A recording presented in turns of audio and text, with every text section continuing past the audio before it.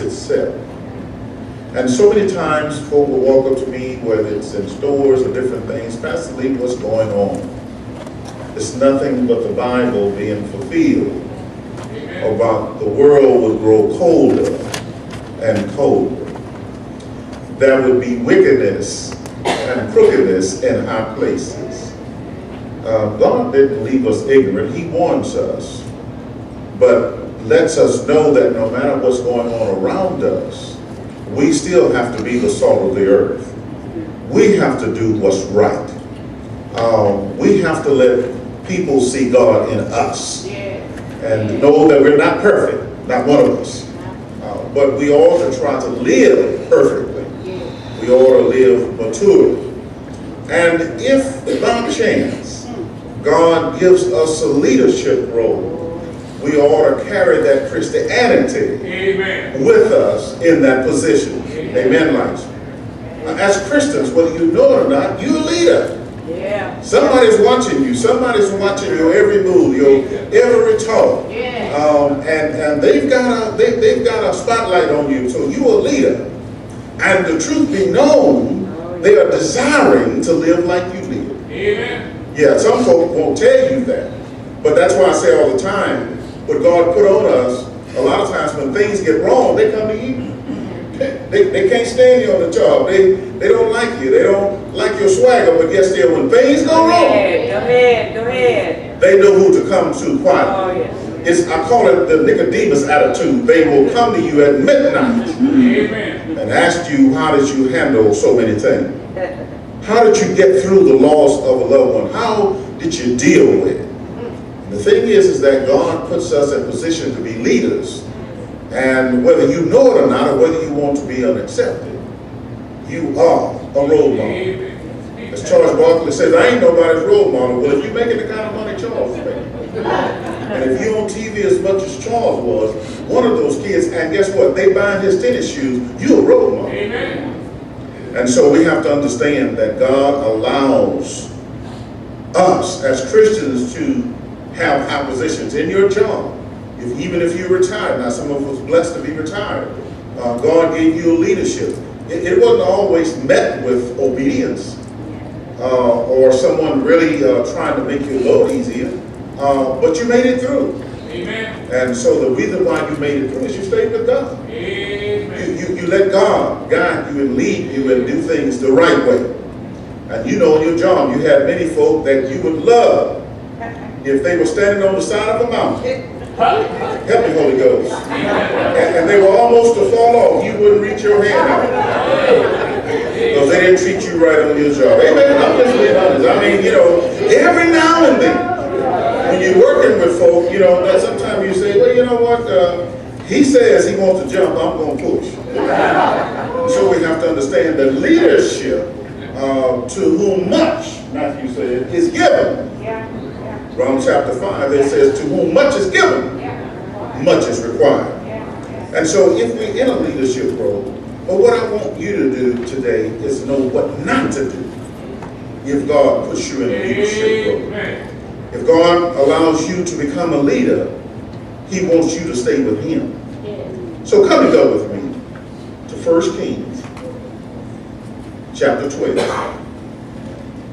And for our consideration this morning, I want you to read the whole thing in chapter 11 through 12 and see what God can do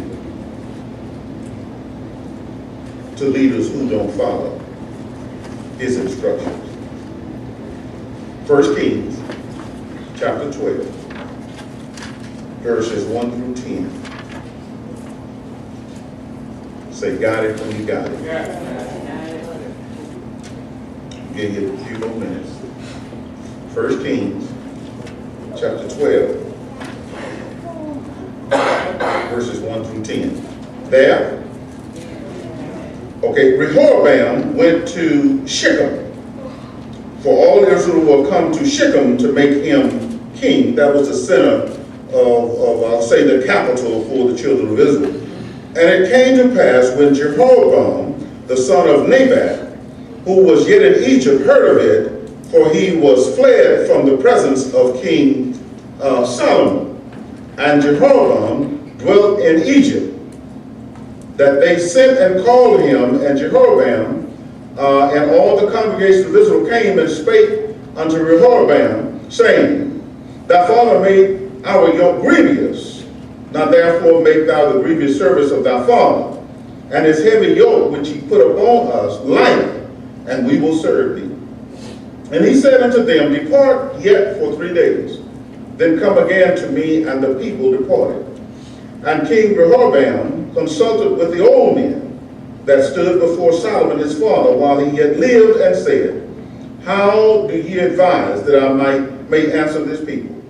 They spake unto him, saying, If thou wilt be a servant unto this people this day, and will serve them and answer them and speak good words to them, they will be thy servants forever. But he forsook the counsel of the old men, which they had given him, and consulted with the young men that were grown up with him, and which stood before him. And he said unto them, What counsel give ye, that we may answer these people, who have spoken to me, saying, Make the yoke which thy father did put upon us lighter? And the young men that were grown up with him spake unto him, saying, Thus shalt thou speak unto this people that spake unto thee, saying, Thy father made our yoke heavy, but make thou it lighter unto us. Thus shalt thou say unto them, My little finger shall be thicker than thy father's thumb. I'd like to talk to you from this thought. It's dangerous to turn from God. Amen. It's dangerous to turn from God. If you read Kings, we know that David has been on the throne. We know that David had some stuff that he got into that he shouldn't have been in. But for the most part, he was a good king. Then comes along Solomon, the wisest man, who did not really ask for riches and wealth. He just asked God to give him wisdom to help the people or decide. I'm paraphrasing, but you know about Solomon. And then later in Solomon's years, he, rather than being wiser, he liked women. And so he got in trouble with dealing with a bunch of women. Now, that's bad enough, but most of the women were not of Israelite descendancy. And so a lot of stuff he allowed them to come in and do. And I'm not going to say everything. Matthew Henry calls Jehoram a fool. I'm just going to tell you, just like I read commentary after commentary, that he's foolish in the way that he wants to rule. He has wise counsel. All he had to do was really listen and talk to them, and they would have helped him along the way. But Jehoram was insecure. Amen. He was almost schizophrenic. Amen. He was selfish and self-centered. And rather than using his authority to build the people, he used the people to build his authority. He figured the more that I have, the more it's going to look good. We have to understand that the Bible repeats itself. It kind of sounds like today. We have people who are hooking and crooking in leadership. Amen. Lying is no thing anymore. They just say it, well, it's, how do they call it? Alternative facts. When I grew up, a lie is a lie. There's no such thing as a little white lie. Amen. But we have to understand that Jeroboam would fit in today's society as far as leaders who don't quite do what God asked him to do. Here it is that he has watched his grandfather. He has watched his father. And yet he will not adhere or turn to God. God has brought them to the point to where they are. And this is what happens sometimes when we get in a leadership role. We try to forget God. We think that because we went to school, and don't get me wrong, it's good to go to college, and but you know, knowledge, and you know, you got to have wisdom to dispense it. Amen. And so when you get there, they got to be all three together: God, knowledge, and wisdom. And so what he did is that he had the knowledge of his family history, but he refused to go to the same man. Now this is my first point. Sometimes We need to stop asking folk what they think before we talk to God. Amen. And that's really the problem. When we take our problems to God, God will tell us how to fix that thing. Amen. Now sometimes we got to be patient because God doesn't just give answers right away. And sometimes he might not give you the answer till later on down the road. But here is a young king who has the opportunity to sit at ease because Solomon had set everything up. He was one of the richest kings or the richest one in the world at that time. So that was no way to really put a pressure on the people. But guess what? Rather than listening to what God says, they told him in chapter, if you read chapter 4, if you walk where Solomon walked, Amen. if you walk every place he walked, I'll bless you. Why is it that a lot of times we don't want to walk where God leads us? We want to go to the left or to the right. If we follow the path and the roadmap that God lets for us, he'll help you in a leadership role. He'll help you get better Amen. and not worse. Amen. But here it is, Rehoboam, he didn't seek God's wisdom. And his father did, and he got an example. Why is it in a family that grandma and grandpa and mama and daddy are praying, but son and daughter seems to go down the wrong path? Amen. Everybody's not raising their kids wrong. Amen. Sometimes it's the crowd you run with. Amen. Association brings about assimilation. Young people, let me tell you something. You can run with the wrong crowd. Just this week, I'm talking about right here in River City, you have young men who are going to an untimely death simply because of guns, and they think guns make you bad. You have to understand that it's about God, and we are falling away from God. We're letting everything creep in, and it's about party hardy and new things. I watched last night on the TV at the park downtown. It started lightning and raining, and people ran off. I'm thinking they're going home, but the next thing I know, they started to party back up. Now, if that had been church, y'all went home. You would have came back. So the thing is that we have to understand that we're leaving God out of the picture. We're not counseling him, and we're not praising him. And we need to praise him. And so he started off on the wrong foot. You can start off on the wrong foot. If God allows you to get in a leadership position, and you walk in for the first day and say, everybody, I'm the boss, and whatever I say goes. I ain't listening to nobody. If you don't do it, you're fired. That's the way to start off on the wrong foot. But if you walk in and say, hey, I'm listening, I believe in God, I need y'all help, we can do this as a team, then you're starting on the right foot. Now that's not going to say you're not going to get no help. Now let me say that again. That don't mean that folk gonna agree with you all the time. Amen. But if you keep God first, that helps you be a leader. You'll do the right thing. You'll make the right decision. And so here it is that instead he turned to his little groupies. And your true friends are the ones who tell you the truth. I've said that many times from the pulpit. Your true friends are the ones who will not ask you to go across that line of demarcation. They will not ask you to do anything, and they're going to tell you the truth. The groupies are the ones who will tell you what you want to hear. People who surround themselves with yes people are not going to make it. Amen. Everything is yes. I'm not going to fight you. I'm not going to tell you the best thing to do. What makes a king or a man in a position, the whole world is saying no, but you say, I'm going to do it anyway?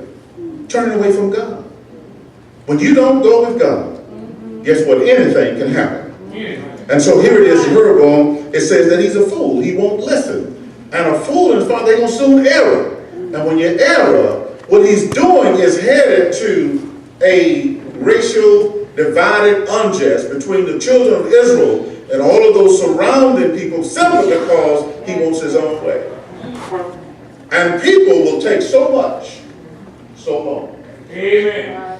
You can't put your foot on people all the time and expect for them to follow you.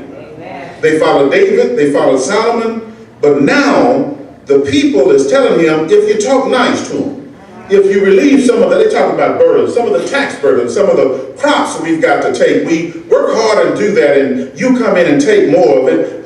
We want some relief from that. Now, whether that was true or not, because it says biblically during this time that the king of Israel, as well as the people, lived fat off the land.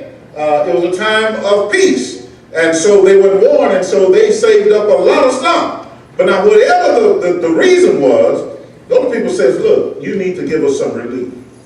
And so he listened to his cronies, and they told him, says, well, what you need to do is that my father, say your father did with whips and Baal's buns, but the thing about it is that I'm going to whip you with scorpions, and I'm going to be better, and I'm going to put more on you than my dad did.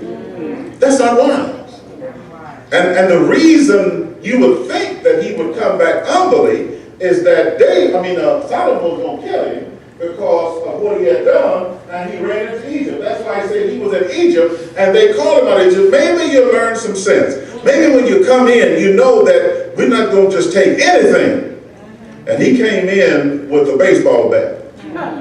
I'm going to beat you in subjection. You can't do that. And as Christians, we can't do that. If God put you in a leadership, there's a way you ought to be a leader. There are some people who will just vex you to vex you. There's some people that don't know anything about God, but yet they say they're Christian. Christians don't treat other Christians the wrong way. Amen. Especially those in leadership.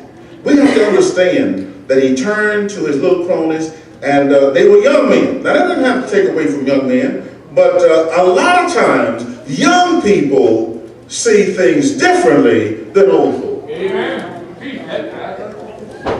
If you really want to know about life, talk to somebody that's got some gray hair.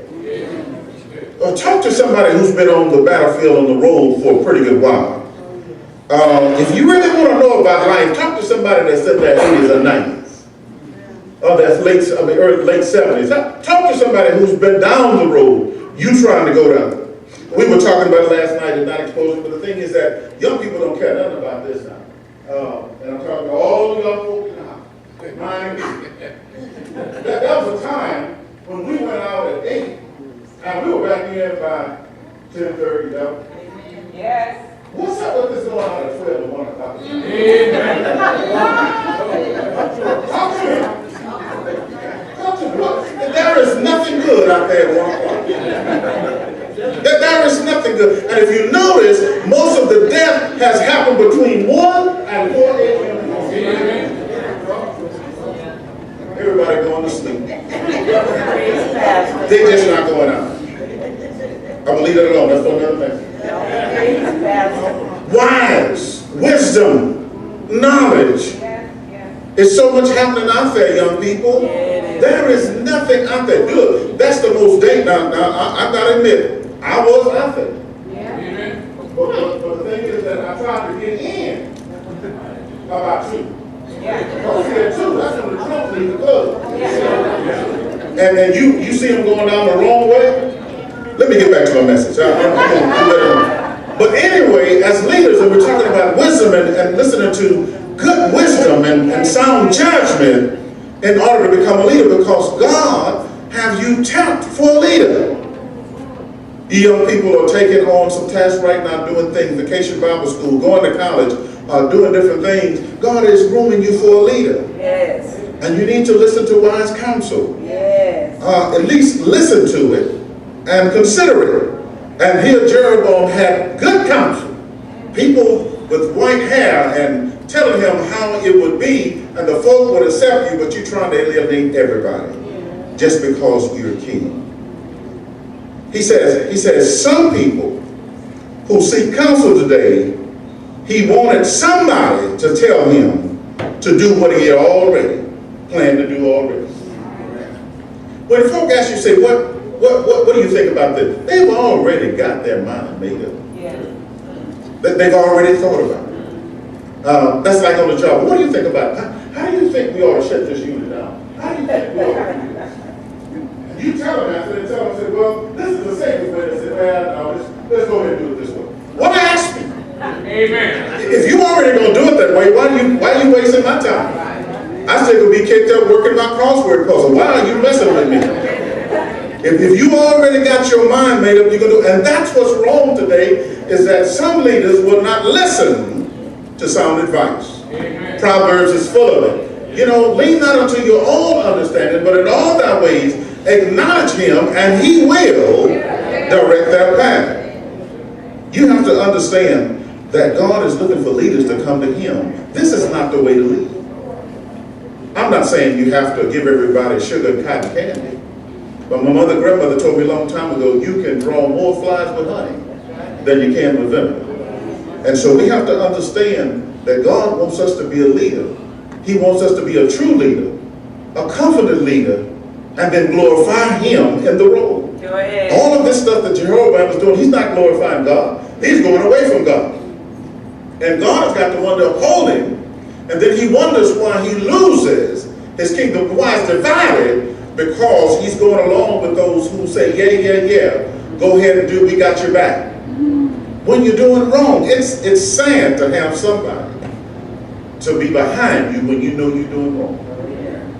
But that's what happened. You have to understand, this new king, he was given luxuries. He grew up on luxuries. He didn't know nothing about poor people and how they had to suffer. That's why he couldn't understand. Probably all of his friends went to Cornell or Ivy League school. They didn't know nothing about people suffering. And that's why I have a hard time dealing with politicians today who say, oh yeah, we're going to help you. How can you help me when 24 million folk going to be left off of Medicaid or that's not helping me. How is it that when I turn 65, my insurance goes up another $1,000? There's something wrong with that. You're not helping me, and taxes are going up. And so we have to understand that I thank God that he has blessed us to the point that we don't have to get on the street and beg. But my dear hearts, you don't know what's coming up tomorrow. That's it. And so we need to thank God today for his provisions, for what he does for us. But in spite of our leadership, God is holding us responsible to keep on going. And so the thing about it is that he didn't know nothing about the burdens of the poor people, but they told him. But guess what? He did not listen to them. And in order to get sound advice, you've got to listen.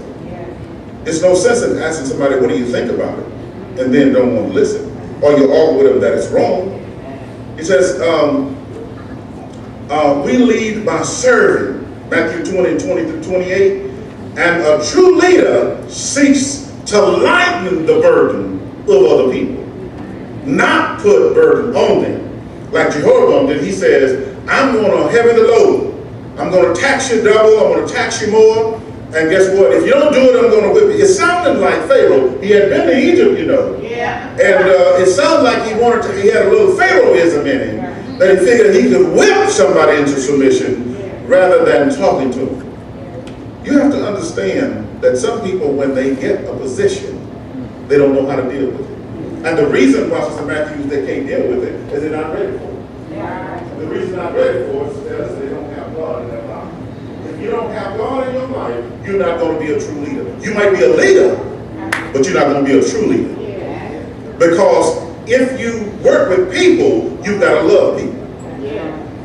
That as a supervisor, as things, you can fire a whole lot of folk. But you know what? He gave them a second chance. And that's the pattern of a Christian, that he gives us second and third and fourth and fifth chances. And so we have to understand that everybody as a leader is not going to accept him. But Jeroboam had a chance to bring the people together, but because of his hard-heartedness and all of the lack of the knowledge of God that his father and grandfather served, he split the people up. Christians don't split people up. Christians bring Christians and other folk together. And so the thing about it is that the reason why he split the kingdom up is that he abandoned the wisdom of God. And whenever you turn against God, whenever you turn away from God, things are not going to go right. The children of Israel found that out because guess what? Whenever they turned, they went into captivity. And then they cried unto the Lord. And then the Lord, with his grace and his mercy, forgave them, brought them out. Lord, we're going to serve you. We're going to do everything you asked us to do. And the thing is that the next year, the next 2 years, they were right back to doing what they were doing. A lot of times, leadership, God is holding us responsible. If God has given you a leadership, you need to lead as a Christian. You're a Christian first. You don't separate people. You don't talk down to people. You don't aggravate people. You work with people. Because through their work, you shine. If someone does some work in your group and you all get noted for it, that's good. Now companies pay. When you do something good, they pay everybody. God pays, and he's been paying. Even when we don't do something good, God lets us breathe his air. He gives us the sunshine. One of the ladies walked in this morning, she said, it's raining outside. I said, no, it's not. It's liquid sunshine. Just enjoy it. You have to understand that that's a blessing. Because in some places, they can't even get it to rain. There's a drought. They can't even grow crops. God is good to us. And we as leaders, everybody from the choir stand to the door is a leader. You chose to be a leader when you joined this little ragtag band. You are a role model. And that's why we need to be careful who we surround ourselves. Like one preacher said one time, watch the huddle. The quarterback is the one who comes in. You see the center that makes the huddle, but nobody bows their head and kneel down until the quarterback gets in there. Jesus is the quarterback.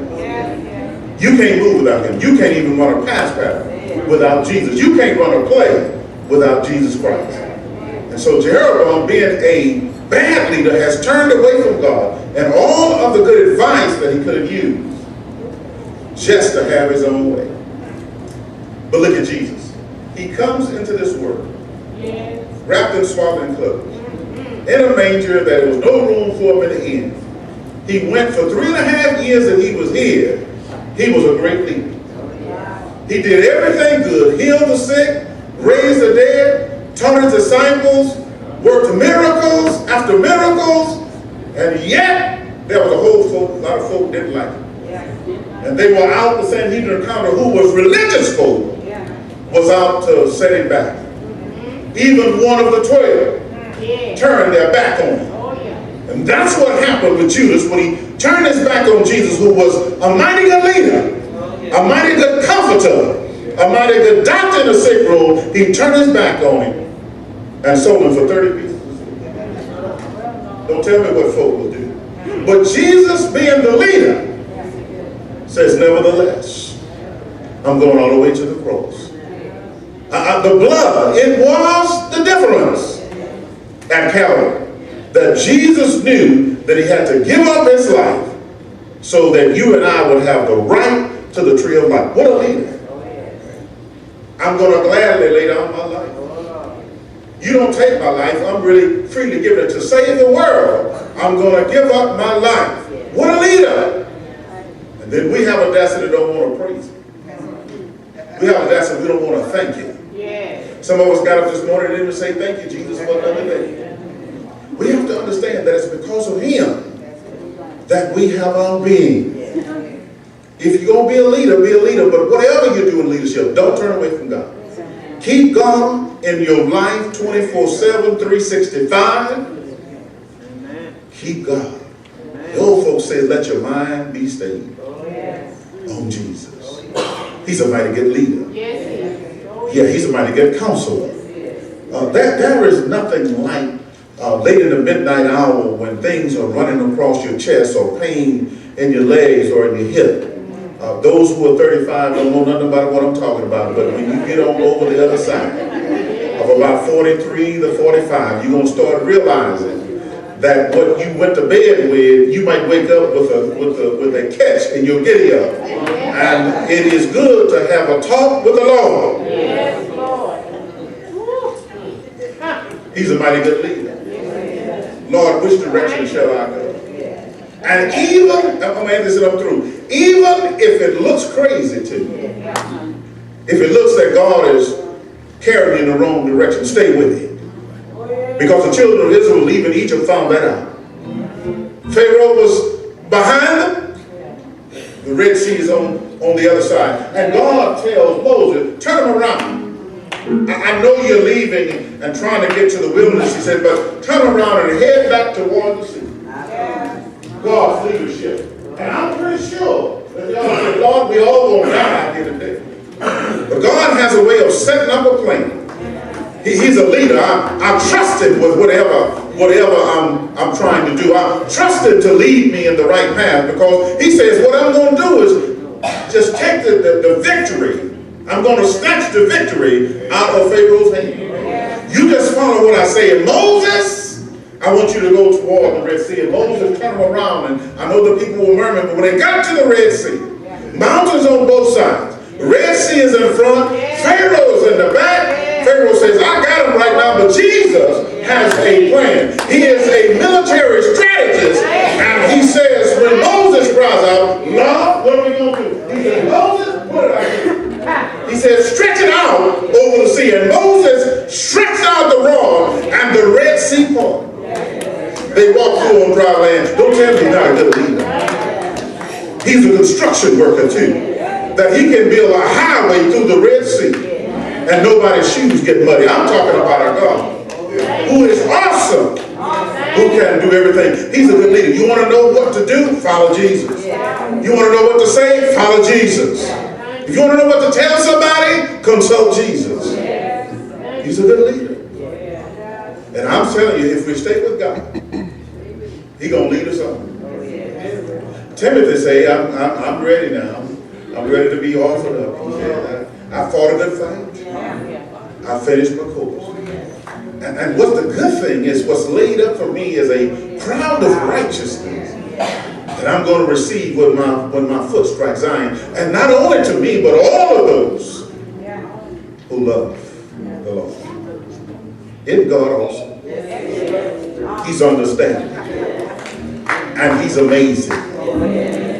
He's a mighty good leader.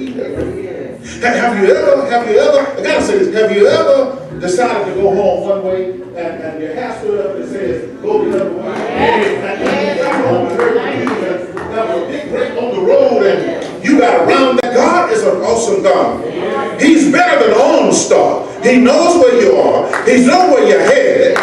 He knows how to direct you around the scene as well as the unforeseen. All of us coming here this morning didn't know the danger that sit on both sides of us. But we made it. We made it. He's a good leader. And he's brought you thus far. And if he's brought you thus far, why are you going to leave him now? Why are you going to stray from him now? Stay with him. Not only that, he's a good counselor. He's a good doctor. Weeping may endure for the night. Joy, if you walk with him, cometh in the morning. God bless you. God bless you. Praise God. It's dangerous to turn away from God when you're in a leadership role. The privilege of the church is extended to all who are here when you come by letter. Restoration of faith or candidate for baptism or martyrs who fulfill the will. Let them come rock the blood of running water.